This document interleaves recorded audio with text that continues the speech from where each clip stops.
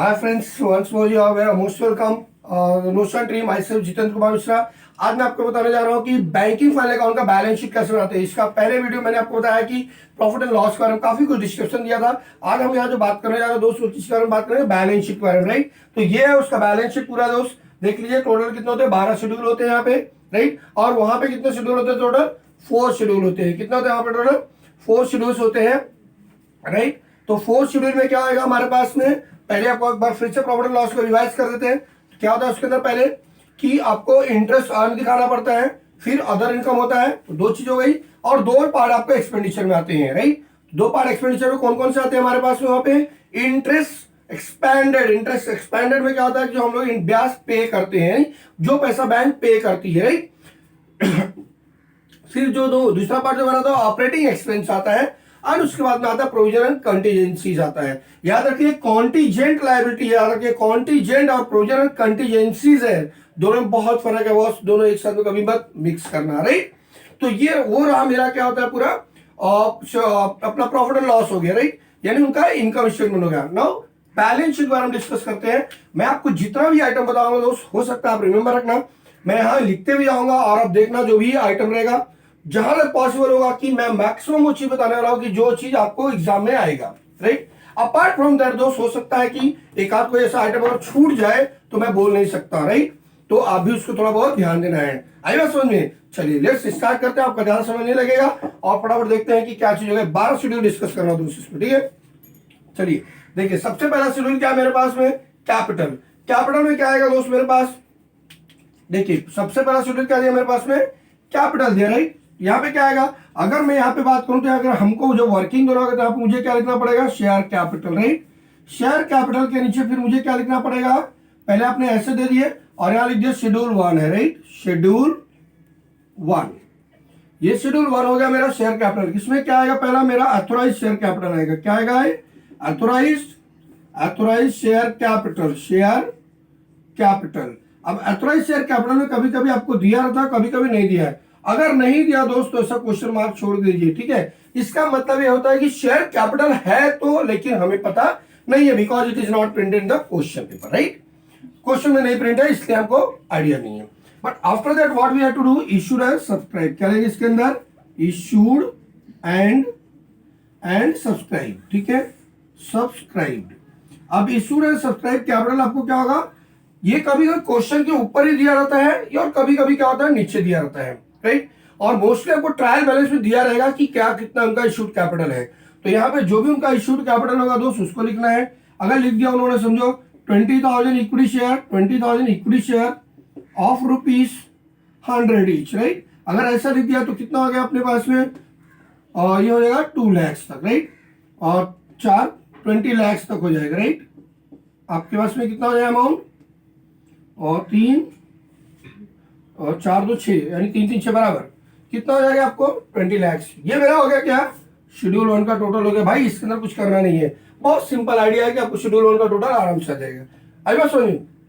अब अगर मैं कहूं दोस्त कि आपको इसके अंदर जो अगला से आपको जो अगला बनाना है वो है रिजर्व सर। बहुत इंपॉर्टेंट शेड्यूल है दोस्त ये, रिजर्व एंड सरप्लस, राइट। तो मेरा शेड्यूल नंबर 2, शेड्यूल 2 में क्या आएगा मेरा? Reserve and surplus. Reserve and surplus आएगा दोस्त, ठीक है। तो जो रिजर्व एंड सरप्लस होगा मेरे भाई, उसमें बहुत सारी चीज आती है, ठीक है। आपने काफी पहले भी सीख लिया है और बहुत चीज आप जानते भी हो कि रिजर्व एंड सरप्लस में मोस्टली क्या क्या चीजें आ सकती है, राइट। देख लीजिए रिजर्व सरप्लस में क्या आती है, काफी कुछ आइटम जो आपको बता दूंगा। और एक आध अगर कभी छूट गया दोस्त तो भगवान तो नहीं है भाई, पढ़ना तो पड़ेगा आपको थोड़ा बहुत, थोड़ी बहुत तो टेक्स्ट बुक आपको रिफर करनी ही होगी, चाहे कोई भी क्लास का होगा, ठीक है। लेकिन मैक्सिमम आपको बताना चाहेंगे कि इसके अंदर होता क्या और लिखना क्या है, राइट। चलिए क्या आएगा मेरा रिजर्व सरप्लस में? जैसे आपको हो गया जर्नल रिजर्व, ठीक है। जर्नल रिजर्व आ गया दोस्त, ये आपका जर्नल रिजर्व आ गया। अब उसके बाद क्या आएगा मेरा? और रिवेन्यू रिजर्व कर दिया तो रिवेन्यू रिजर्व, राइट। अगर मेरे पास कैपिटल रिजर्व दिया तो कैपिटल रिजर्व, राइट। अगर मुझे क्या दिया? सिक्योरिटी प्रीमियम, तो आ जाएगा security premium, right. Security premium आ गया दोस्त, वो भी लिख दिया मैंने। आपको आएगा स्टैट्यूटरी रिजर्व, स्टैट्यूटरी रिजर्व क्या होगा वो, स्टैट्यूटरी रिजर्व, वो भी लिख दिया मैंने, ठीक है, ये आ गया। अब उसके बाद आएगा profit and loss account, profit and loss account balance, यानी जो आपको नेट प्रॉफिट वहां से बचता है उसको यहाँ पे ट्रांसफर दे दीजिए और आपका क्या होगा, एंट्री खत्म हो जाएगा, ठीक है। तो इस हिसाब से आपको शेड्यूल 2 भी बन जाएगा। तो इससे ज्यादा जल्दी आपको नहीं पूछते लोग, मैक्सिमम इससे ज्यादा आपको एग्जाम में वहां पे नहीं पूछते। आई थिंक आपको क्लियर हो गया, अच्छे से समझा लॉजिक पूरा। चलिए तो अभी हम चलते हैं अगले शेड्यूल पे। देख लीजिए बहुत इजी है दोस्त, कुछ भी टफ नहीं है। सबसे इजी बोलेंगे तो बैंकिंग फाइनल अकाउंट सबसे इजी चैप्टर है वो। अगर दुनिया कहती है कि टेस्ट टफ है, टफ नहीं है भाई। अगर आप बैंक में करते हो तो मैं नहीं कहता प्रैक्टिकलिटी समथिंग डिफरेंट होगा, बट जो आपको पढ़ाई लेवल तक मैं बता रहा हूं ये टफ नहीं होगा, आपको बहुत इजी होगा, ठीक है। और जो जो आइटम मैं आपको लिख दे रहा हूं दोस्त उसको एकदम मन में बैठा लीजिए, दिल में बैठा लीजिए, क्योंकि इससे ज्यादा आपको एग्जाम में आने वाला नहीं होगा, ठीक है। चलिए इसको रफ कर दूं मैं, ओके। देखते हैं अभी नेक्स्ट शेड्यूल। सॉरी दोस्त हम इसको बार बार रफ करते रहे क्योंकि हमारे पास उतनी जगह नहीं है बोर्ड पे, राइट। तो आप भी इसको लिखते चलिएगा और हो सके तो वीडियो पॉज करके लिख लिया करिए ताकि आपको ऐसे नोट्स तैयार हो जाएंगे वहां पे आता क्या चीज है, राइट। तो आपको हम अच्छे सब कुछ सिखा देंगे। तो 2 शेड्यूल देख लिया। तीसरा वर्ड क्या है मेरे पास, डिपॉजिट है, राइट। तीसरा क्या बोल रहा है वो, डिपॉजिट। अब डिपॉजिट में क्या आएगा दोस्त, ओके, यहां लिख दिया शेड्यूल 3, शेड्यूल 3, राइट। इसमें क्या आएगा मेरा, डिपॉजिट्स। क्या आएगा इसमें मेरा, डिपॉजिट आएगा दोस्त। डिपॉजिट में अब ये सोचिए कि आप बैंक हो, बैंक के पास पैसा कौन किस चीज में डिपॉजिट होता है, तो ये तो आपको बहुत अच्छे से याद है भाई कि इसमें क्या डिपॉजिट होता है, बैंक क्या क्या डिपॉजिट करती है। चलिए दोस्त आप बहुत जानते हो, बस क्या थोड़ा सा कॉन्सेंट्रेशन नहीं करते हो, बिकॉज आप बैंक में जाते हो तो बस अंधे बन के जाते हो और काम करके चले जाते हो। जाओ तो बैंक में पहले देखो क्या हो रहा है, क्या काम होता है। बैंक वाले खुद पूछो, बता दे भाई तेरे पास कितने टाइप का डिपॉजिट होता है, अरे बता ही देगा। क्या कर रहा है उसके बाद में, फिक्स डिपॉजिट होगा भाई वो, ठीक है, fix deposit, right. Fix deposit का पैसा आ गया, उसके बाद फिर क्या होगा, करंट डिपॉजिट, ठीक है, करंट डिपॉजिट। उसके बाद क्या होगा तुम्हारे पास में, सेविंग डिपॉजिट, राइट। अब आप कहोगे यार ये सब डिपॉजिट हाँ होता है भाई। फिर होगा रिकरिंग डिपॉजिट, ठीक है।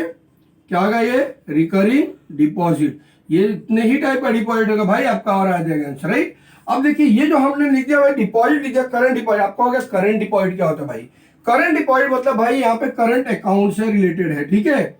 सेविंग डिपॉजिट मतलब सेविंग अकाउंट से रिलेटेड है। और आपको अच्छी तरह पता है कि इसमें क्या क्या होता है, ये तो भाई बताने की जरूरत नहीं है। अभी आप इतना बड़ा कोर्स करो, फाइनल ईयर है, तो ऑफकोर्स इतना तो पता होगा कि फिक्स डिपॉजिट क्या होता है, करंट डिपॉजिट क्या होता है, सेविंग डिपॉजिट क्या होता है, रिकरिंग डिपॉजिट क्या होता है। तो इतनी सारी चीजें आप जान गए, तो यही इतनी ही चीज आती है दोस्त शेड्यूल 3 के अंदर। क्लियर हो गया। तो आई थिंक 2 शेड्यूल बहुत अच्छे समझ में आ गया। चलिए अब हम अगला शेड्यूल ले चलते हैं, शेड्यूल नंबर 4 पे। क्या अगला हमारा शेड्यूल नंबर 4, शेड्यूल नंबर 4, ठीक है। शेड्यूल नंबर 4 क्या होता है मेरा, बोरोइंग चाहिए। क्या चाहिए वहां पे, बोरोइंग।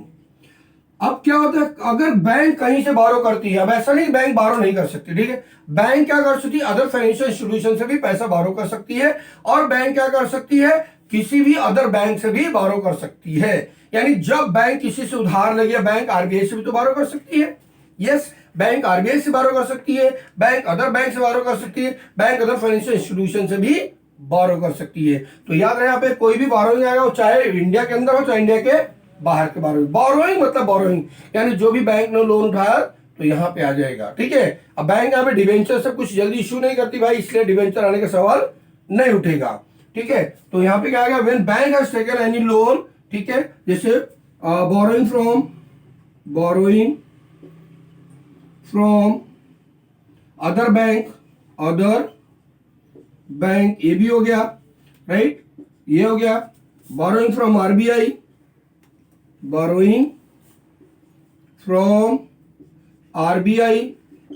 राइट, ये हो गया। Borrowing from other financial institution, right, borrowing from financial institution, ठीक है। ऐसे बहुत सारे जो भी चीज पैसा बोरो करोगे तो ये चीज यहाँ पे आ जाएगा दोस्त। अब वो चाहे इंडिया के अंदर से बाहर करो चाहे इंडिया के बाहर से बाहर करो, दैट डजंट मैटर। क्लियर हो गया चीज। तो आपने 4 शेड्यूल सीख लिए दोस्त। अब अगला शेड्यूल है जो अदर लायबिलिटी एंड प्रोविजन। मजा आ रहा है सीखने में दोस्तों, वही देखने का इसको, ठीक है। और बहुत अच्छे से एंजॉय करके सीखी। जितना आइटम आपको बता रहा हूँ एक एक आइटम ध्यान से देख लीजिए। इसके अलावा जल्दी बुक में शायद ही कोई आइटम आपको मिलेगा, ठीक है। हम आपको बाद में अगले वीडियो में बताएंगे बहुत एडजस्टमेंट क्या होता है, एनपीए क्या होता है, लेकिन सबसे पहले पूरा बैलेंस शीट अच्छे से समझ लीजिए क्या होता है, और फिर आप अपने आप ही सब कर सकते हो दोस्त, ठीक है। चलिए देखते हैं अगला हमारा, राइट। अगला हमारा क्या रहेगा नेक्स्ट में क्या आएगा मेरे पास में है provisions and other liability, right, या अदर लायबिलिटी एंड प्रोविजंस। चलिए तो उसमें क्या आएगा, देखिए बहुत सिंपल है दोस्त। क्या आएगा उसमें, others like schedule number 5, right. क्या आएगा यहाँ पे, अदर लाइबिलिटीज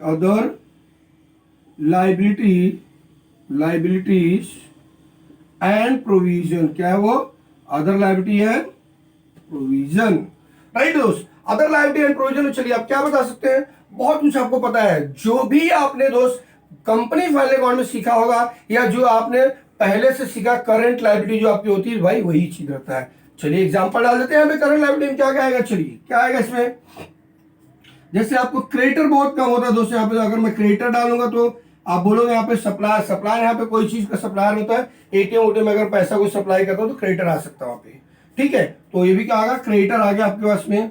और क्या आ सकता है, बिल्स पेबल आ जाएगा आपको, यस बिल्स पेबल हो सकता है। और क्या हो सकता है, प्रपोज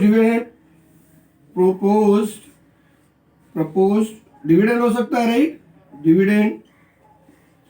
और क्या हो सकता है, इंट्रीम डिविडेंड हो सकता है। ये सब चीज एडजस्टमेंट में दिया रहेगा, इंट्रीम डिविडेंड, ठीक है, इंट्रीम डिविडेंड हो सकता है। प्रोविजन फॉर टैक्स हो सकता है, यस भाई ऑफ कोर्स हो सकता है, provision for tax, provision for tax. इतनी चीज तो आप बहुत इजीली बोल दोगे, राइट। अब जो इसमें मेन चीज है दोस्त उसको देखना है, इंटर कंपनी एडजस्टमेंट आता है, ठीक है, या इंटर ब्रांच एडजस्टमेंट आता है। अब इंटर ब्रांच एडजस्टमेंट दोस्त अगर क्रेडिट में दिया है तो यहां पे आएगा, और अगर डेबिट में दिया तो शेड्यूल नंबर 11 हो जाएगा। क्या आएगा यहाँ पे, इंटर ब्रांच एडजस्टमेंट आता है, इंटर ब्रांच एडजस्टमेंट अकाउंट ऐसा आपको दिया रहेगा दोस्त। और याद रखिए कहां दिया रहेगा, क्रेडिट में दिया रहेगा, क्रेडिट, ठीक है। ट्रायल बैलेंस आपको क्या दिया रहेगा, क्रेडिट में, ठीक है। या ब्रांच एडजस्टमेंट अकाउंट क्रेडिट में अमाउंट दिया रहेगा तो भी अच्छा, ब्रांच एडजस्टमेंट दिखाओ चाहे इंटर ब्रांच एडजस्टमेंट दिखाओ दोस्त। तो इतनी सारी चीजें हो गई। इसके अलावा हो सकता है भाई मैं कोई भगवान नहीं हूं, लेकिन इससे ज्यादा आइटम शायद ही कहीं दिया होगा आपको। क्लियर हो गया थी, इतना सा इजी था। अब जो जो आइटम बता रहा हूं दोस्त वो आइटम बस ढूंढिए सब में, और बस शेड्यूल में पोस्ट कर दिए, हो गया आपका टैली, हो गया सम टैली भाई। कोई भी इसके अंदर बड़ा आपको एडजस्टमेंट आने वाला नहीं है आपके एग्जाम पॉइंट ऑफ व्यू। क्यों, क्योंकि भाई मुंबई यूनिवर्सिटी है तो यहाँ पे इतना कोई टफ आने वाला नहीं है। या आप अदर यूनिवर्सिटी सीखेंगे सर तो भी वहां पे जल्दी टफ नहीं आएगा। कारण सर कि इतना बड़ा फाइनल अकाउंट आपको टैली करना इतना इजी नहीं है। अगर बहुत बड़ा सम दे दिया भाई तो 2 घंटे में तो यही चले जाएंगे आपकी, तो आप क्या करोगे उसके अंदर, राइट। तो इसलिए हमको बस इतना ही देखना है, और इससे ज्यादा वैसे भी है नहीं। आप बुक चेक कर लीजिए, अगर बुक में रहेगा तो आप कमेंट बॉक्स में डाल दीजिए, मैं उसके बारे में भी आपको और न कुछ और एक्स्ट्रा बता दूंगा आपको, ठीक है। चले नेक्स्ट शेड्यूल पे ले चलते हैं आपको दोस्त। अब हमारा आता है असेट का शेड्यूल, ठीक है। असेट के बहुत सारे शेड्यूल बहुत इजी है दोस्त, कुछ ऐसा नहीं है, बस लॉजिक लगाओ आ जाएगा आपको।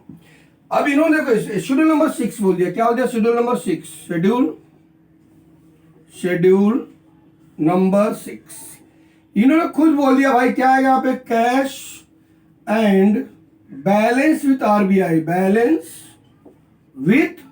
RBI, right. यानी अगर आपका क्या होगा, कैश इन हैंड होगा, ठीक है, cash in hand, right, cash in hand आ गया, यस, या बैलेंस विथ आरबीआई, या cash with RBI, cash with बोलेगा विथ आरबीआई, या कैश इन आरबीआई और बैलेंस विथ आरबीआई, मतलब एक ही है, बस ये 2 ही आइटम आता है दोस्त, इसका तीसरा आइटम यहाँ पे नहीं है। हो गया ना भाई, शेड्यूल तैयार हो गया, राइट। चलिए schedule number next, schedule number 7, ठीक है। शेड्यूल नंबर 7 क्या चाहिए, balance with other bank and money at call and short notice, क्या दिया उन्होंने, balance with other bank and money at call and short notice.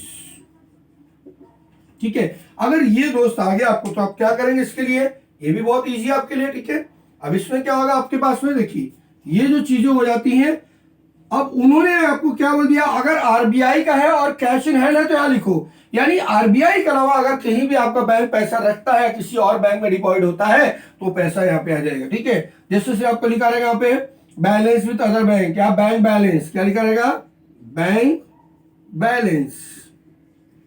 ठीक है, अगर बैंक बैलेंस लिखा है उससे अदर से, right, other bank balance, other bank balance, या खुद लिखा रहेगा money at call and short notice, money, sorry आपको ये ग्रीन पेन दिख नहीं रहा हो दोस्त, उसको चेंज कर देता हूं। ठीक है, ताकि आपको अच्छे से समझे भाई, क्योंकि मेरा मकसद क्या है, आपको समझ में आएगा तो ही मेरा ये मेहनत अच्छा हो जाएगा, राइट। तो चलिए यहाँ पे क्या लिख देंगे हम लोग, मनी, जैसा balance with other bank, balance with other bank, यानी other than the RBI, right, किसी के पास रहे अदर देन दी आरबीआई होना चाहिए। दूसरा क्या हो सकता है दोस्त, मनी एट कॉल नोटिस। ठीक है, नोटिस भी देगा ऐसा, या फिर आपको देगा money at call and short notice. ठीक है, शॉर्ट नोटिस कुछ भी देगा दोस्त, तो बस हो गया। ये 3 आइटम ज्यादा, यहाँ पे कोई आइटम एग्जाम में आपको आने वाला नहीं है, और आपने शेड्यूल 6 तक 7 तक सीख लिया है बस होने। चलिए हम अगले शेड्यूल पे चलते हैं, शेड्यूल नंबर हमारा 8, देखते हैं क्या होता है। हो गया, लिख लिया आपने, बहुत अच्छे समझ में आ रहा होगा आई थिंक सो। ठीक है, मैं काफी कोशिश करूंगा दोस्त कि आपको बैंकिंग वाले अकाउंट का जो 15 मार्क्स आते हैं एग्जाम में, वो मैं आपको दिलाने की कोशिश करूंगा, पूरी अपने दम लगा देंगे दोस्त कि आपका 15 मार्क्स कभी रॉन्ग नहीं होना चाहिए। ठीक है, तो जितना बता रहा हूं भाई बस उसको आप पढ़ लीजिए अच्छे से, और समझिए कि आपके 15 मार्क्स से 20 मार्क्स बच जाएंगे। अगर आप किसी अदर स्टेट से दे रहे हो सकता है 20 मार्क आप पूछे, अगर आप मुंबई बोर्ड से दे रहे हो सकता है आपको 15 मार्क पूछे। और सिर्फ आपको बैफ और बीबीआई के लिए भाई, ये एमकॉम में भी सेम टू सेम है, सेम क्वेश्चन पूछते हैं लोग, ऐसा कुछ भी डिफरेंशिएशन नहीं होता है। चलिए शेड्यूल नंबर 8 पे चलते हैं, राइट, शेड्यूल नंबर 8 क्या है शेड्यूल नंबर 8 में भाई, इन्वेस्टमेंट। क्या वो, इन्वेस्टमेंट। अब ये इन्वेस्टमेंट में शेड्यूल नंबर 8 आएगा। अब बोलिए बैंक क्या इन्वेस्ट करेगी, बताइए मुझे, बैंक कहां पैसा इन्वेस्ट कर सकती है। बहुत सिंपल दोस्त, बस लॉजिक लगाइए, आंसर आपके हाथों में पड़ा है। ठीक है, देखिए बैंक क्या करेगी, गवर्नमेंट सिक्योरिटी खरीद सकती है, government security, right, government security खरीद सकती है। ये हो सकता है क्या होगा, शेयर्स ऑफ अदर कंपनी,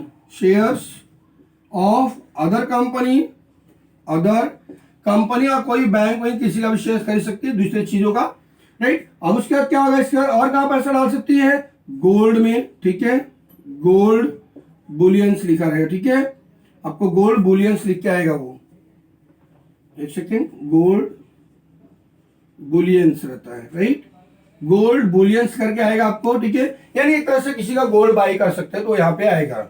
ठीक है, इन्वेस्टमेंट में काउंट होगा, राइट। अब इसके बाद और कुछ भी लगा, या तो फिर शॉर्ट टर्म इन्वेस्टमेंट, या तो डायरेक्टली आपको इन्वेस्टमेंट वर्ड ही लिखा रहेगा वहां पे, या तो आपको डायरेक्टली वर्ड इन्वेस्टमेंट लिखा रहेगा, या तो मोस्टली ये चीजें वहां पे दे देते हैं, तो अप्रॉक्स टू दिस आपको यहाँ पे इन्वेस्टमेंट भी हो जाएगा दोस्तों। ठीक है, कोई भी एक हेडिंग के नीचे 3 से 4 आइटम ज्यादा देने वाले नहीं है, एक्सेप्ट द रिजर्व सरप्लस, वहां पे थोड़ी ज्यादा आइटम आ सकती है। ठीक है, तो आई थिंक ये पूरा क्लियर हो गया कि शेड्यूल नंबर 8 में क्या आता है, राइट, समझ में आ गया। इसलिए आगे चलते हैं दोस्त, देखते रहते हैं, एक एक मिटाते जाऊंगा दोस्त, एक एक लिखते जाऊंगा। ठीक है, क्योंकि भाई ज्यादा नीचे बोर्ड पे लिखना थोड़ा प्रॉब्लम हो रहा है, तो इसलिए मैं सोच रहा हूँ एक एक लिखते जाऊँ, आपको समझाते जाऊँ और मिटाते चले जाऊँ। चलिए दूसरा क्या है, शेड्यूल नंबर 9 क्या आएगा, schedule number 9, this is very important schedule boss. क्या होगा वो, एडवांसेस, यानी लोन एंड एडवांसेस। क्या रहता है वो, लोन एंड एडवांसेस, यानी जब बैंक किसी को लोन एंड एडवांस देती है, राइट, तो बैंक लोन एडवांस कैसे देगी भाई। चलिए आप भी सोच लीजिए कि बैंक से क्या लेते हैं, जब हम बैंक से लोन लेते हैं, राइट, हम मतलब जनरल पब्लिक जो बैंक से लोन लेती है तो बैंक क्या करती है, उसको पहले ही पैसा देती है ना। क्या बैंक पहले जाके हम बैंक को पैसा देते हैं बाद में बैंक से लेते हैं? नहीं, हम बैंक को पैसा दे के फिर बैंक से नहीं लेते हैं। हम बैंक को बोलते भाई आप हमें एडवांस दीजिए या आप हमें लोन दीजिए और हम ये लोन आपका धीरे धीरे भरते रहेंगे, राइट। तो देख लीजिए यहाँ पे क्या आ गया, जैसे बैंक ओडी आ गया यहाँ पे, बैंक ओवरड्राफ्ट, ओवरड्राफ्ट, ठीक है। बैंक ने अगर ओवरड्राफ्ट फैसिलिटी इश्यू किया है तो बैंक के लिए क्या होगा, एसेट होगा, बट हमारे लिए क्या होता है, वो लायबिलिटी होता है, ऑफ कोर्स लायबिलिटी होता है, राइट। चलिए और क्या आ सकता है यहाँ पे दोस्त, लोन एडवांसेस हो गया आपके पास में। अगर बैंक ने क्या किया, लोन गिवन हो गया, ठीक है, लोन गिवन, लोन गिवन, तो अगर उन्होंने बैंक ने किसी को लोन दिया तो आएगा। और ऐसे कौन सी चीज आ सकती है इसके अंदर आप देख सकते हो, ठीक है। अभी इसके अंदर कौन कौन से लोन हो सकते हैं आपके पास में, तो बैंक के पास में और बहुत सारे लोन्स आते हैं, ठीक है। देखते हैं एक बार थोड़ा सा इसमें कौन से और लोन हो सकते हैं हमारे पास में, देख लीजिए। लोन एडवांसेस के अंदर आपको आएंगे दोस्तों। चलिए यहाँ क्या आता है आपके पास में, बस एक दो और है, पेमेंट है आपके पास में है, देन कैश क्रेडिट है, टर्म लोन है, ठीक है, बहुत सारी चीज आती हैं। क्या आता है इसमें, जैसे कैश क्रेडिट, कैश क्रेडिट आ जाएगा आपको, कैश क्रेडिट आ गया, टर्म लोन हो गया, टर्म लोन, ठीक है।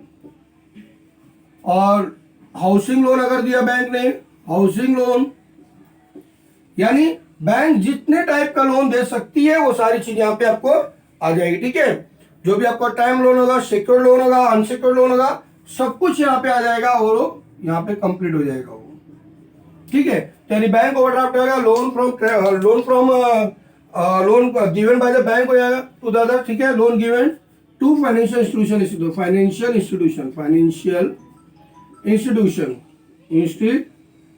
राइट।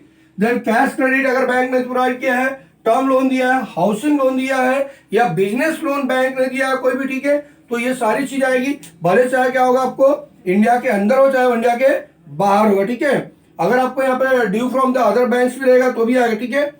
यानी कुछ भी जो भी एडवांस देंगे, जो भी बैंक, अगर चीज आप एक आधा और आइटम लिख लो दोस्त यहाँ पे, एडवांस गिवन, ठीक है। यहां पे आपको आएगा बिल परचेस, क्या आएगा, बिल परचेस आ सकता है, ठीक है। बिल डिस्काउंटेड आ सकता है, क्या आता है, बिल डिस्काउंटेड। ऐसे छोटे छोटे नाम दिए थे दोस्त, जिसको थोड़ा सा आपको होता है ना बैंकिंग लैंग्वेज में क्रिटिकल होता है, तो अपने ध्यान रखना। आई थिंक मैंने काफी कुछ बता दिया दोस्त, इतने से ज्यादा कुछ भी आपको देने वाला नहीं है। आई बस समझ दोस्त, तो ये लोन जरूर नहीं कोई इंडिया में ही दो, वो इंडिया के बाहर भी दिया तो भी यहाँ पे आएगा, because they had given the loan, of course why they had given the loan, if the bank has given the loan, that loan is called as asset for the bank, so that will come under the loan and advances. आई बस समझ, तो यहाँ पे क्या आता है, हमारा लोन है एडवांसेस आता है दोस्त। क्लियर हुआ चीज आपको, किसी को भी ज्यादा फाइनेंशियल इंस्टीट्यूशन को देता है या बैंक का कंपनी को देता है, हाउसिंग लोन देता है, बैंक शॉप लोन देता है, बिजनेस लोन देता है, ठीक है। आप आपको पर्सनल लोन चाहिए, जो इस टाइप का भी लोन अगर बैंक ने आपको दिया है या बैंक इश्यू करती है, वो सारे लोन हमारे यहाँ पे चले आते हैं दोस्त, डिपेंड करता है बैंक टू बैंक। चलिए हम आगे, तो आपने इतना सब देख लिया भाई, बहुत मजा आ रहा है एकदम सीखने में। आई थिंक आपको काफी डिटेल चीज सिखाया जा रहा है, जो कि इतना डिटेल दोस्त कहीं भी बताते नहीं है आपको, सिर्फ आपको यहाँ से फॉर्मेट कॉपी करें, don't copy the format, don't mark up anything, right. चलिए अभी हमारा लास्ट चल रहा है दोस्त, क्या होगा हमारे पास, 10वां schedule, schedule number 10, right, schedule number 10 चल रहा है। शेड्यूल नंबर 10 में बात आपके क्या दे रहा है, फिक्स एसेट दे रहा है, ठीक है। क्या दे रहा है आपको, फिक्स एसेट दे रहा है, राइट। क्या दे रहा है वो, फिक्स्ड एसेट्स, ठीक है। क्या दे रहा है शेड्यूल 10 में, फिक्स एसेट आ रहा है। फिक्स एसेट में दोस्त आपको क्या सिखाने की जरूरत है, आप जाइए बैंक में और देख लीजिए क्या है बैंक के पास में फिक्स एसेट। क्या हो सकता है, फर्नीचर होगा, कंप्यूटर होगा, प्रीमाइसेस होगा, उनकी बिल्डिंग होगी, इससे ज्यादा क्या उनके पास में, लैपटॉप होगा। अगर बैंक ने फ्रिज रखा भाई, पानी पीने के लिए फ्रिज होगा, और क्या रखा उन्होंने, एसी रखा तो एसी हो जाएगा। These are the fix asset, not more than that.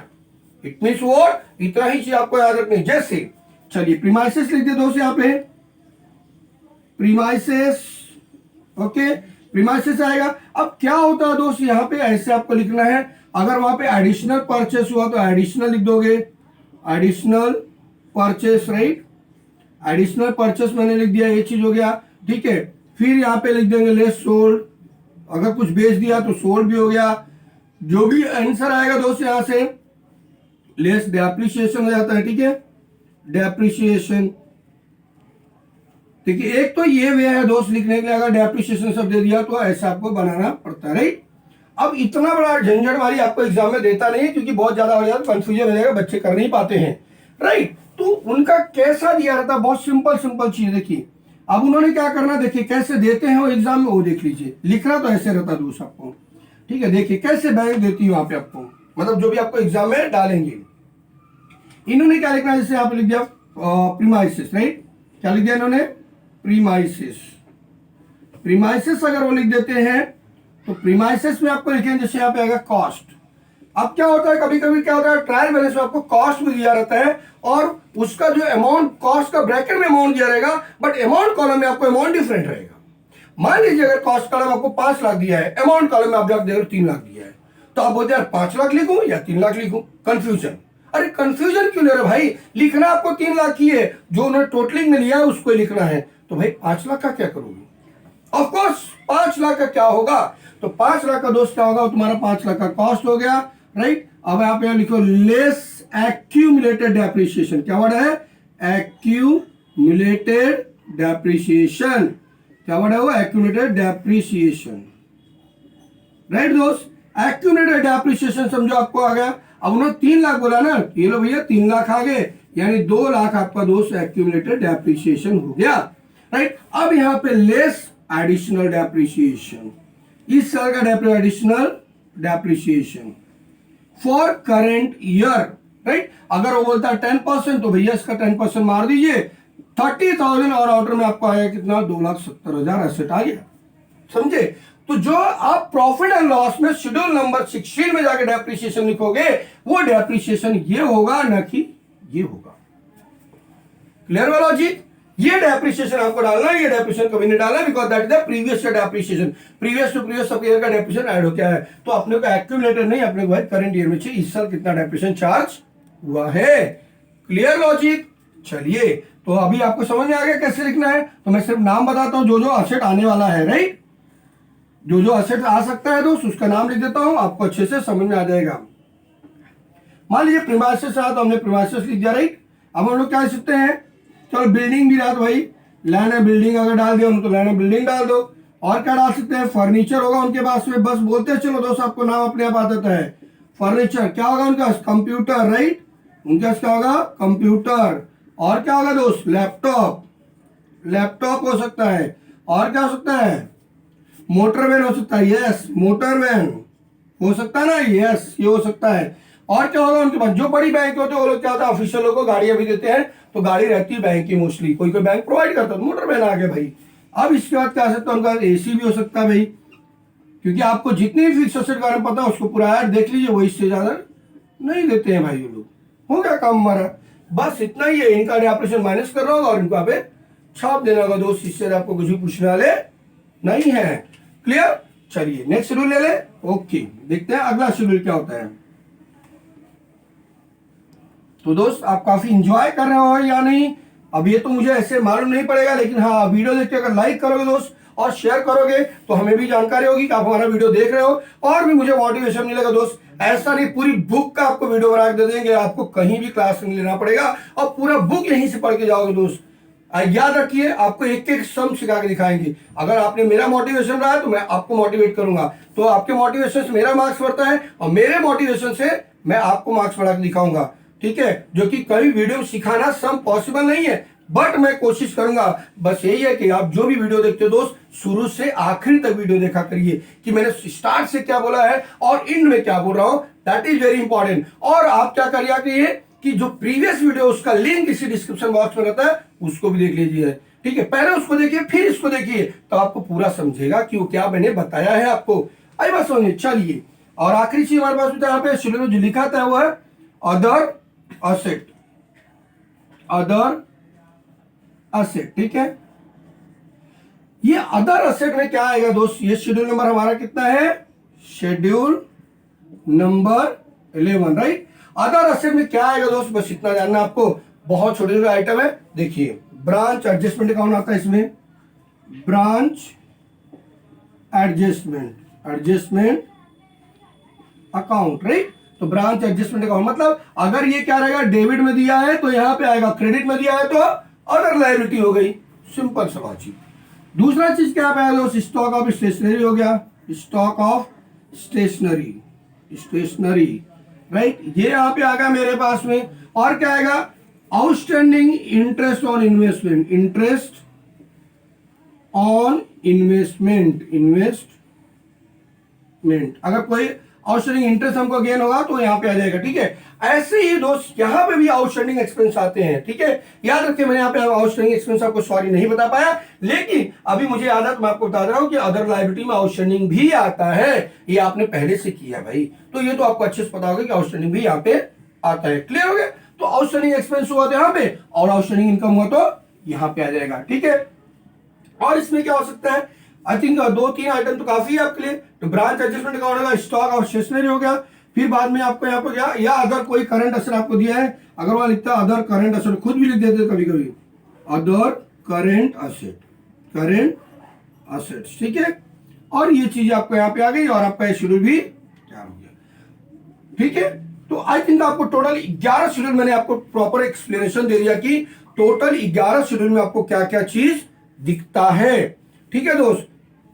अब इसके अंदर और कुछ भी आ सकता है तो हम उसको देख सकते हैं, ठीक है। जैसे अगर हमने एडवांस, कोई भी लोन एडवांस आए, देखिए अगर आपको और भी लिखना, बहुत सारे आइटम है दोस्त, अगर कहीं मेरे से छूटता होगा मैं भी बता दे रहा हूं। जैसे लोन एडवांसेस, टैक्स अगर हमने पेड कर दिया, एडवांस टैक्स पेड हो गया, एडवांस टैक्स पेड, ठीक है, एडवांस टैक्स पेड हो गया, ये भी यहाँ आएगा। प्रीपेड अगर कुछ हुआ तो क्या होगा, ये भी यहीं पे आएगा, प्रीपेड हो गया तो, ठीक है। प्रीपेड अगर एक्सपेंस हो गया, प्रीपेड अगर एक्सपेंस हो गया दोस्त, ये भी यहाँ पे आ जाएगा, ठीक है। अगर प्री रिसीव्ड इनकम हुआ तो क्या होगा, ऑफ कोर्स लायबिलिटी हो जाएगा।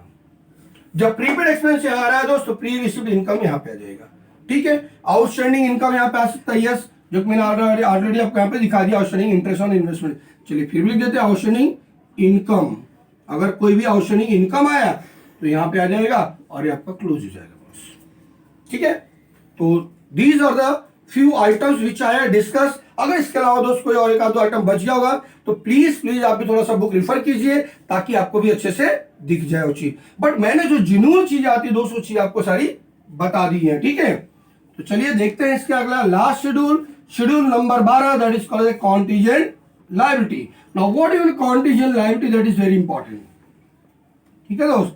तो कॉन्टीजेंट लायबिलिटी क्या होती है आपको बताना जरूरी है। व्हाट इज कॉन्टीजेंट लायबिलिटी दोस्त, कॉन्टीजेंट लायबिलिटी हम लोग किसको कहेंगे, चलिए बोलिए, कॉन्टीजेंट लायबिलिटी क्या होता है।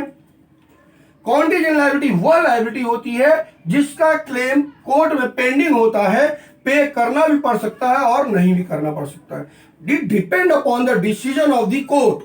कोर्ट बोला भरो तो आपको भरना पड़ेगा, कोर्ट नहीं बोला तो नहीं भरना पड़ेगा। तो there is a lot of contingent liability, ठीक है। कुछ कॉन्टीजेंट लायबिलिटी दोस्त जो आपको बता दे रहा हूं कि उसमें क्या क्या आता है, ठीक है। चलिए ये सब मैं आपको दोस्त बता दे रहा हूं, दो चार जो मैंने लिख के रखा उसको आपको बता दे रहा हूं। इसमें आएगा claim against the loan for acknowledgement of the dept, claim against the loan, ठीक है, claim against the loan, not acknowledge the dept, not acknowledge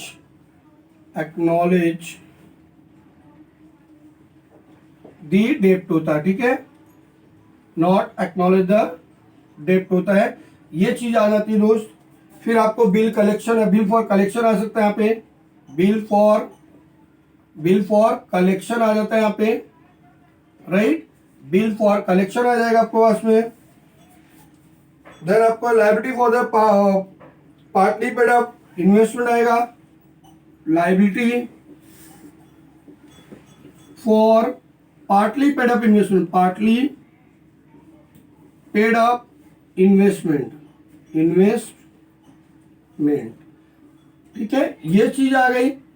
ठीक है, एक्सेप्टेंस और इंडोर्समेंट ऑफ द बिल और ऑब्लिगेशन, एक्सेप्टेंस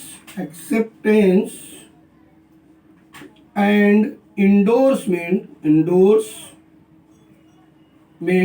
ऑफ बिल। ठीक है, इसका part आ सकता है आपको, राइट। फिर आपको आ सकता है दोस्तों इसके अंदर अगर आपने कोई गारंटी गिवन है, गारंटी, ठीक है, या bill accepted on behalf of customer लिख, तो सबसे अच्छी बात है जो सबसे सिंपल वर्ड है। ठीक है, क्या आएगा, बिल एक्सेप्टेड